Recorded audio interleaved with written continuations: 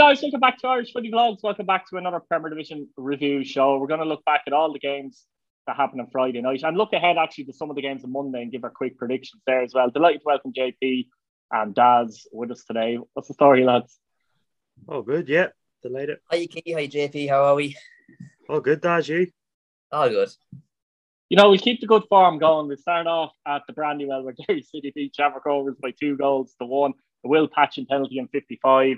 Dylan Watts' wonderful free kick, to be fair, in 72. And McGonigal with that brilliant winner in 90 plus about 4 or 5 minutes. JP, you were obviously at the Brandywell. And to be honest, when I was watching back, I thought when Dylan Watts scored a goal in 72, I thought Rovers, after doing it again a little bit, they're going to at least nick a draw here. And they've done that against Derry quite a bit last season as well. But overall, I thought Derry's performance was quite good. What did you make of the game overall? And obviously a fantastic win for Derry City.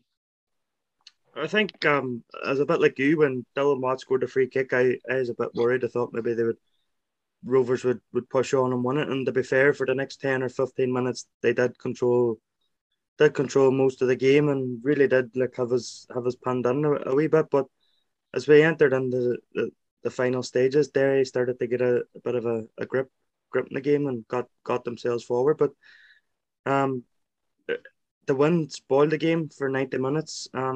Derry played with the wind on their against the wind in the second half. Rovers done it in the first half. I think overall a draw would have been a fair result because I think both teams didn't really trouble either goalkeeper apart from the goals.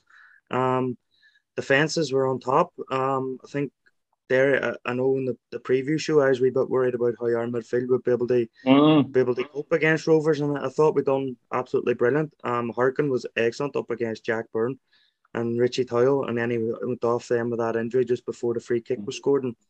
And Patchen, he was a wee bit quiet in the first half. Second half, he was a bit more lively. And I think Rory Higgins made a great substitution 10 minutes in the second half. He put Akintunde off, put McElhenney on Sunday to get a hold of the ball and get us up, just keep a ball and get us forward. And I think in the end, the draw would have been a fair result, in my opinion, but absolutely delighted that we didn't settle for a draw. We pushed and got the winner. Yeah, I mean, that winner from McGonigal was a fantastic goal and kind of I know Lopez made a mistake, but he's all over you like a rash. He puts you under pressure and he just went direct for goal, beat a player, cut inside on his left foot and hammered the ball home. And scenes at the Brandywell. It's one of those, how I like to put it, one of them rats up front that will never give a defensive break. They'll just keep going and going and pressing. And I've seen this from him. I've seen him this season so far that he's doing that. It might be the 90th minute and they have the ball back, but he's not letting them put it long. He's going up. He's forced to play one way. He's closing them down. And clearly, that's how he got the goal. He put Lopez under pressure. He made the mistake. He went at him. He got the ball and put it away. And it's not often we see Shamrock Rovers lose or Lopez make a mistake. Lopez is an established international player now, albeit at a different level, but still an international player. And I'm absolutely delighted there he got to win for this. I was very happy about this. Even on the review show with JP last week, I was like, hopefully you do win, but I don't really see it. At best, I see a draw.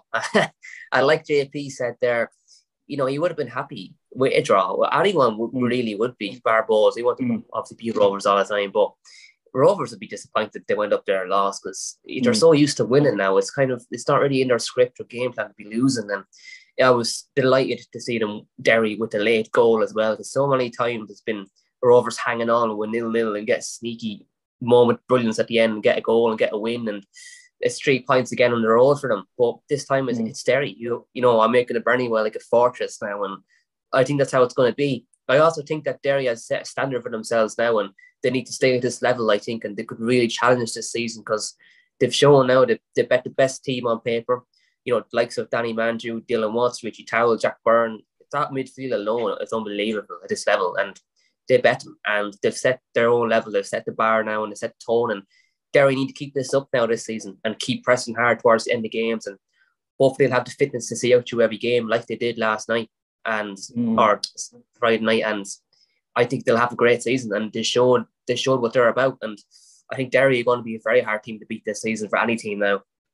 Yeah, JP, could argue it's a big psychological boost winning the game the way they won it as well. But if you're Shamrock Rovers, you're not really worried yet, are you? To be fair, I mean, we talked about the midfield there as well, but that's more of a for the long haul where they can rotate players in and out. But maybe Derry can't as much in that position, so they shouldn't be too worried yet. But at the same time, they'll want to hit back and bounce back from that, like champions, really. Yeah, I think Stephen Bradley touched on it in his aftermath interview with Eric White, and he said that it was just it's a second game. When he was actually, I think he was actually asked the question of, does it show that Derry are title contenders for Shamrock Rovers Crown? And he says possibly due to the money that they spent, the players that they've signed. He says, but we have to remember that it's only the second game as well, and it'll take time to determine whether it's going to be a title race between Derry and Shamrock Rovers or what. I don't think it'll be a psychological blow for Shamrock Rovers. It is a blow for them. But will it be a psychological boost for Derry more so? Oh, definitely. It'll not be a psychological blow for Rovers, but it'll be a psychological boost for Derry. You say, hey, look, we've beaten the champions. Nobody gave us a chance outside of Derry. They beat the champions, and we've done it in our first home game, second game of the season. We've landed the first punch on them. Can we kick on now and just build on this? Because it is an absolutely brilliant one. As I said, I would have taken a draw before the game. Now, I'm sure if you'd said to Rory Higgins he'd get a draw at a ticket, but I know that the mentality in that dressing room would have been about winning that football match, and that's exactly what they done. And they've just proved to themselves now that they can do it. Can they do it over a course of a season remains to be seen. But the pleasing thing is for Derry, they've beaten Shamrock Rovers without Michael Duffy, Matty Smith, Patrick McElhinney, who's still not 100% fit. They missed Harkin for the last 20 minutes. Don't know what the situation is there with his injury, so remains to be seen. And the pleasing thing is we've got Ronan Boyce back. He went down the right back. Cameron Dummigan went down the midfield. So there's options there for Derry now this season as well. Not as strong as what Rovers are, especially in the midfield area. But I think we've got the best striker in the league. And that once you've got the best striker in the league, you've got a real chance of success. And I'm really looking forward now to Sligo tomorrow night. I know they got a good one as well. So hopefully it'll be a good game.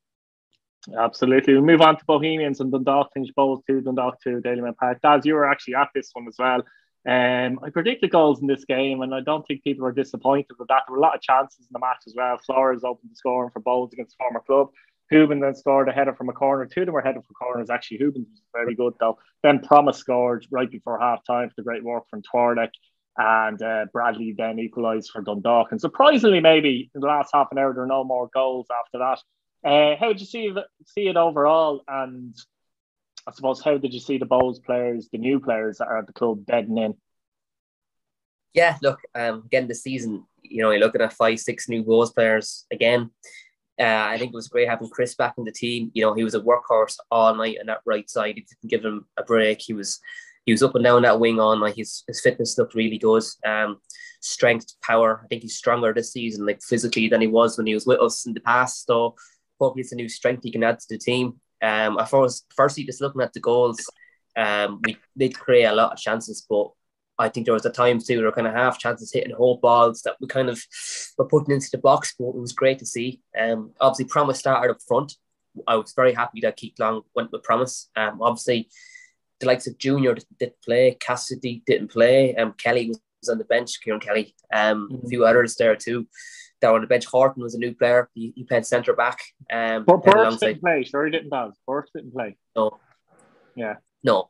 And but just looking at the goal anyway, I think the first goal for us was it came from the corner, and Flores just jumped up and he headed it on in, and the place erupted. It was great. It was great that he hit the ground running and got his first goal for the club. He came off in the 60-something minute. Hopefully that's not going to turn with fitness. I hope not, but I don't think he's going to be another bash in Heary. Obviously, Heary started for Finn Harts. He started last 2 games, so interesting to see that. But I think Flores had an okay game. He wasn't necessarily outstanding, but I know there is a great player there, and he's just finding his feet again, which is fine. That's no problem.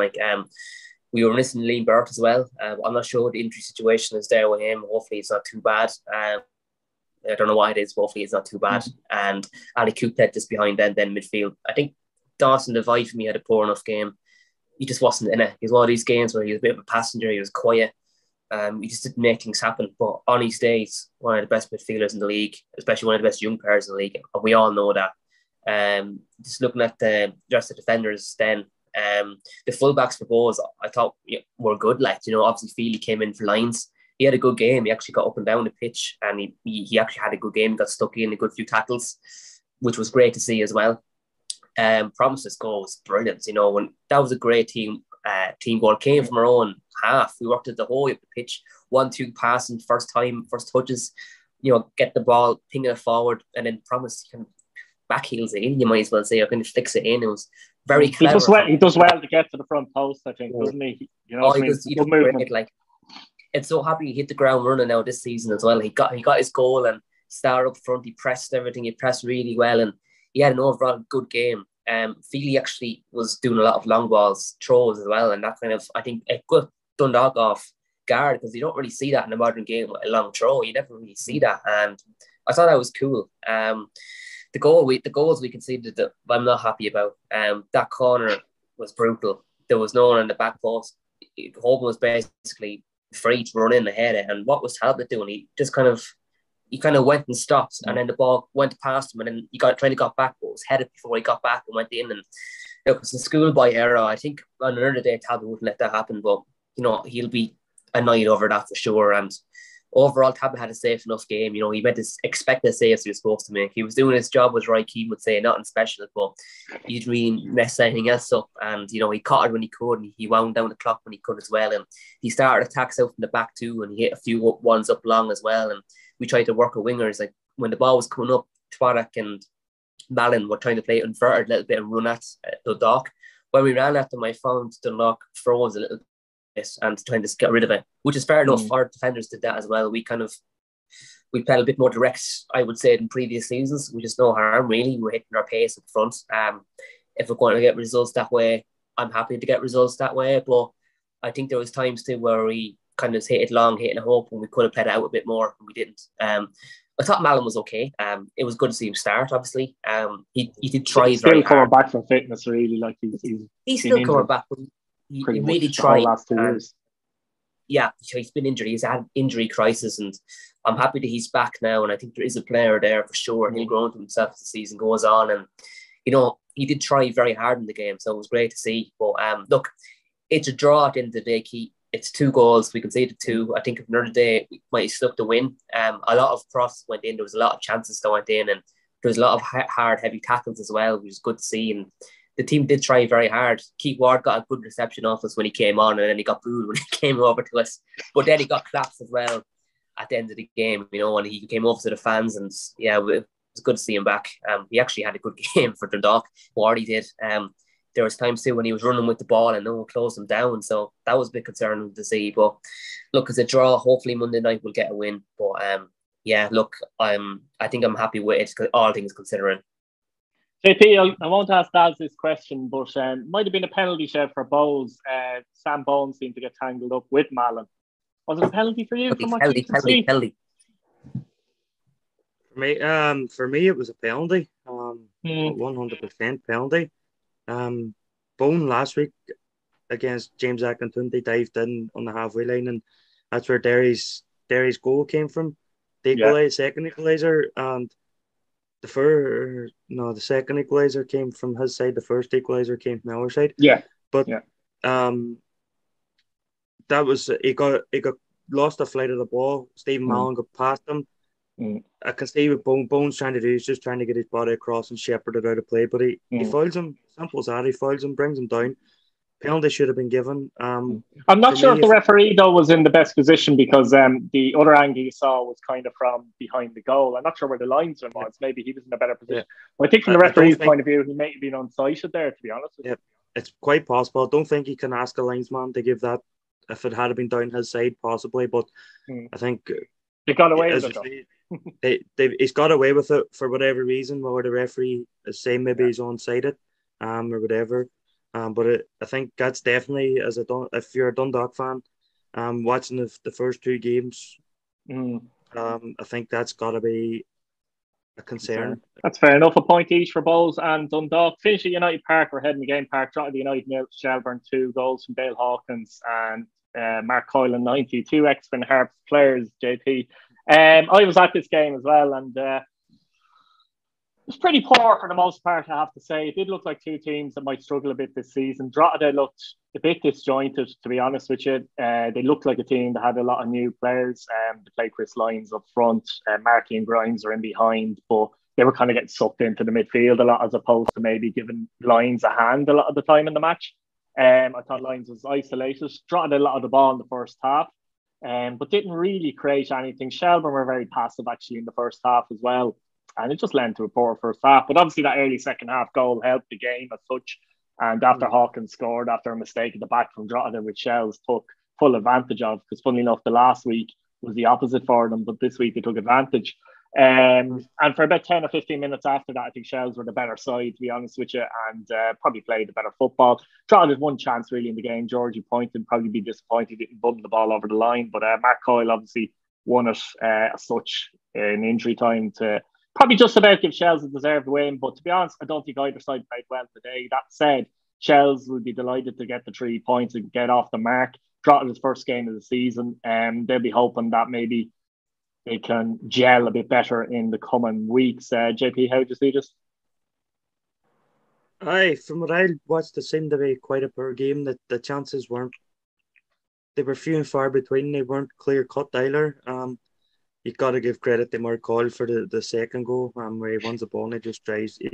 Especially at that stage of the match, JP, I didn't think he'd have the energy. Exactly, and especially the role that he tends to play in midfield as well. So they have that energy to keep going at that stage, and it's very. I think it's a very unlike Mark Coyle goal, really, isn't it? So maybe as this. I know in Finn Harps he's always saw as the Canty, playing the Canty role, just sweeping everything up, and wonder, is this what Damon Duff's going to look from? They maybe change his role a wee bit and get forward, get more goals. But I think in the balance of play, Shelburne probably did deserve to win the game. Drogheda be disappointed.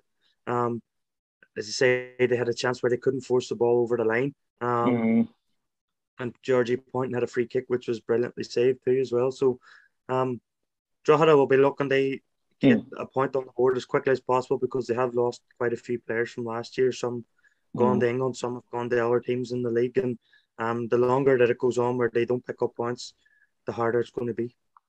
Yeah, I mean, Damien Duff has been delighted to get off the mark, obviously after losing next week. And I think he even said himself, from a selfish point of view, it's good to get off the mark early, because, you know, if you go 4, 5, 6 games, particularly with Damien Duff, to be honest, as the manager, there's going to be a bit more pressure on, isn't there? But they got the 3 points.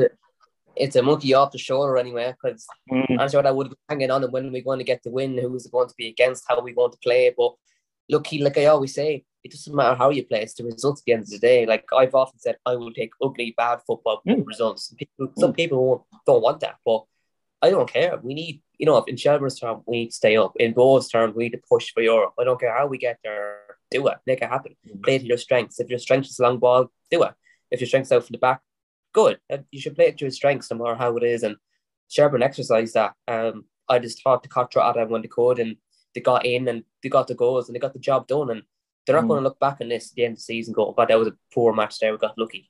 They're going to look at the results and how they play. Like, you know, it's not how they play. They're going to look at the results and how many points they got over time and who they were against. And it's the result that matters. And they went down to Drogheda, got the 3 points, 2 goals and a clean sheet. Like, that's a great job. That's a job well done, I think. And Damien Duff will be delighted about that. Like, Shelburne they're the first team back trading, I believe, this season. They're probably one of the most fittest teams this season. And I think that showed the other night, because, you know, they just kept the work rate up, they kept pushing, and they were patient, and they got in when they could. And as I said, they got the 2 goals, and yeah, they'll be happy with that now, and they'll go away now into the next 2 games and try and build on this again. And they're set for the season now. They're off the mark, clean sheet, 2 goals, brilliant.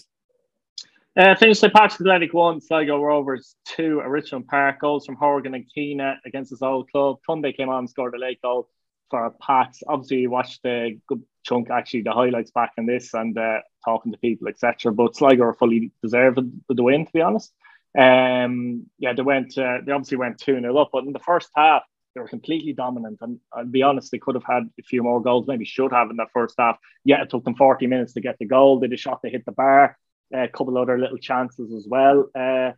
The goal itself, though, I think Pat's defended very poorly. You know, McDonald has all the time in the world, doesn't he, to get the ball, have a look up, pick out a cross, and it does hit off Horgan's knee and goes into the far corner. But that's what happens when you give teams space. And look, Sligo, I think overall be absolutely delighted with this because they didn't play last week. Pats have had 2 games as such with the Shamrock Rovers President's Cup game and obviously the league game. So it was interesting that Pats were very slow out of the blocks and actually Sligo dominated for large portions of the game. And funnily enough, Pats could have nicked it at the end, which would have been totally undeserved. They hit the bar from a Joe Redmond header. I think it was only a couple of yards out. Should have scored, actually. And Mark Doyle, McGinty made a good save from Mark Doyle, which any of those chances would have made it 2-2.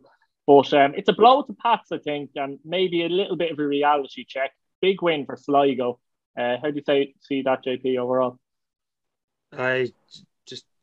You summarised it well there. In the show. I thought it was a game where some Pats didn't really come in it till they were 2-0 down, really. Sligo absolutely dominated the game. Could have been out of sight 3-4 with it, and the goal that they got, it was quite fortuitous. So it was the second one, but they all count. Simple as that. And even at that, they were 3-0 up. Tunde Owolabi's fantastic finish. We know what he's about. We've seen him with Harps last year, and you got the feeling that if he was, and no, I don't mean no disrespect to Finn Harps here, but you got the feeling that if he was in a better team with better service, he would score more goals. And I think he scored 10 last year. I think he'll score more than 10 this year. Playing in that St. Pat's team, especially alongside the likes of Owen Doyle. But in saying that, Sligo 2-0 up, and they were probably in the end fortunate they get the one. They deserved the 100%, but the way they just retreated after the Pats goal went in, the Pats hit the bar, keepers made a few saves, a couple of clearances. Sligo will be absolutely delighted because some Pats have 2 games under their belt. Sligo have none. So they'd be delighted they get the win, especially having to come to Brandywell on Monday night as well. So they'll be boys as well. Some Pats will be disappointed. They'd have been looking. They've kicked on after a fantastic one to open up the season. But look, it's early days. As Daz says, it's all about getting points on the board, achieving your goals, no matter how you do it. Just get the result. And Sligo done that. And there was a lot of pessimism around Sligo going into the season because of the signings that they'd made or lack of signings, you could say, and the players that had left. But it's a really good statement from them. Yeah, it does. I mean, I said, to be honest, I wouldn't be surprised if Sligo start the season fairly well because they're starting 11, still pretty good in my opinion. It's just as the season goes on, there might be questions of Bulger's out and players like that. We've seen them last year and the likes of Bulger was out, etc. That's the issue. I was surprised at the result, I'll be honest, but more based on the fact that Pats had played 2 games, got good 90 minutes in, and I thought Sligo would be cold. So it was very strange for me to see Sligo actually dominate, particularly from the start of the game. I think Pats will be disappointed because there'll be games this season where you don't play well, but you have to grind out results.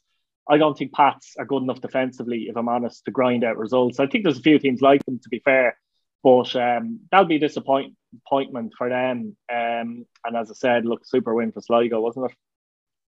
Yeah, no, it was, and obviously both played.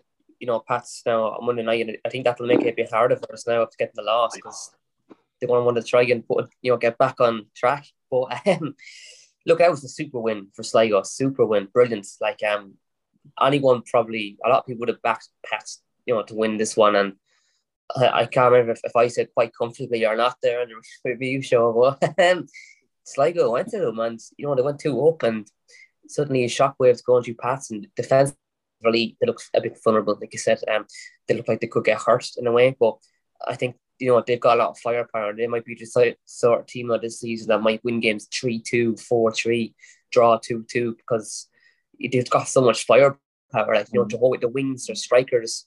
like they've got two really good strikers. First of all, obviously Owen Doyle is a phenomenal player. We all know the goals he scored in England. His record is phenomenal. And then obviously, Tunde is another really good player. And throw Mark Doyle in that mix, to be honest, as well. I know he's not a striker, but he's what you would call he gets up there. Forward. Exactly. Two strikers that can finish.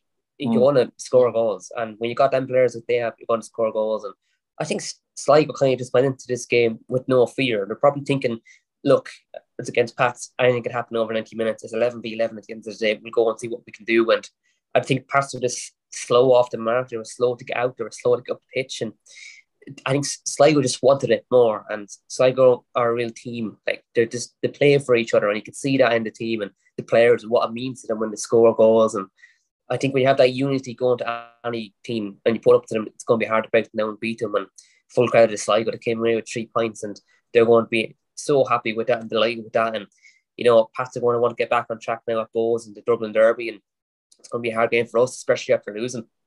I think it'd be nearly easier playing Pats if Dad had 3 wins out of 3 than, a loss behind them, because they now know what a loss is like this season and don't want to experience that again for quite a while. So it's going to give us a harder game, I think.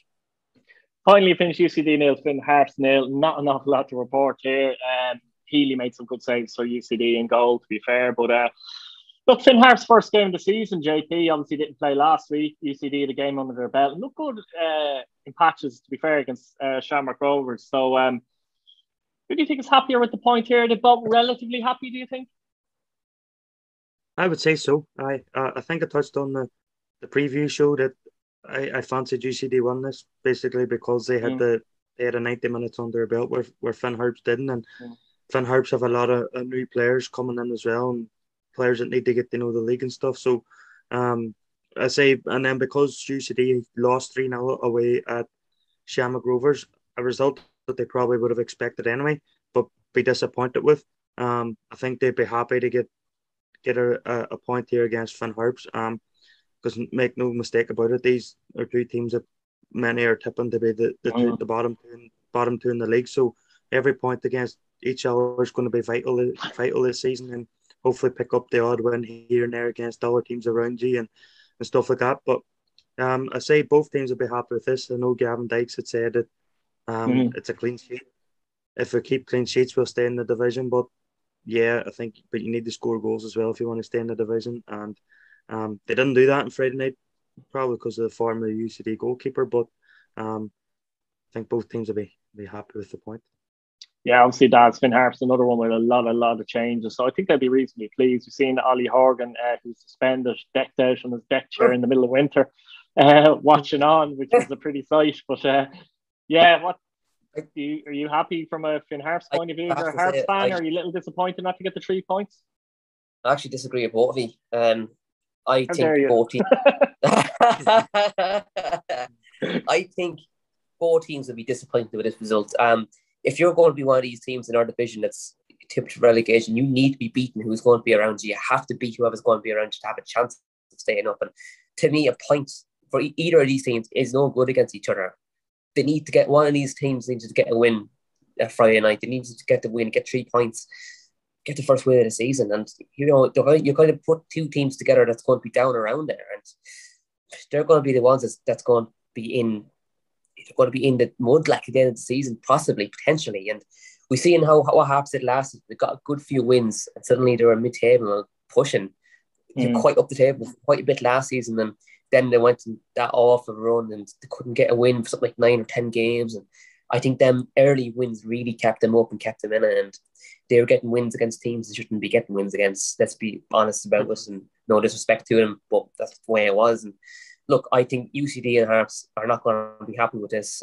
If you're a Harps fan and you disagree, let us know in the comments below. But if I was a Harps fan, I wouldn't be happy with it. I'd be going down there. I'm sure they will. Austin especially. But it is, looking at the positives, it is a clean sheet. They were away from home and they did get a point. They are positives. But for me, I think UCD and Harps should have been, I think they should have got a win. Mine should have been looking to get a win. Obviously, they were looking to get a win, obviously. But what I mean is, I wouldn't be happy with a draw for either of them teams.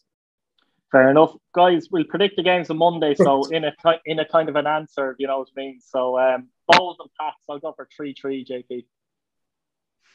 Yeah, I'll say 2-2. Naz? I'll say 1-0 to Balls. I think there'll be goals in this one. Both of them defensively not the best, but good going forward. Derry City Sligo. I'm actually going to go for 0-0. I think Sligo might grind a point. I'm going to say 2-1 Derry. I'm going to say 1-1. 1-1. Dundalk and Finn Harps. I'll go 2-1 Dundalk. 3-0 Dundalk. 1-0 Finn Harps. 1-0 Finn Harps. UCD and Shells. I'll go 1-0. 1-0 2-0 UCD. Shelburne. Oh, hang on, JK, sorry. 2-0 Shelburne. 2-0 Shelburne. Daz? 1-0 UCD. UCD. And finally, Shamrock Rovers and Drogheda. I'm going to go for 3-1 Shamrock Rovers here. Yeah, I'll say 3-1 as well, Shamrock Rovers. It's a 3-0 Shamrock Rovers. I thought you were going to go 3-0 Drogheda for a minute, I'll be honest. 3-0 Drogheda. Guys, we'll leave it there. Brilliant stuff. Let us know what you think in the comments. The matches over the weekend. Give us your opinions on what game are you at, basically, as well. And give us a prediction for Monday night's games as well. Subscribe to the channel, hit your bell notification button, and like the video if you enjoyed the content. Thanks a million, guys.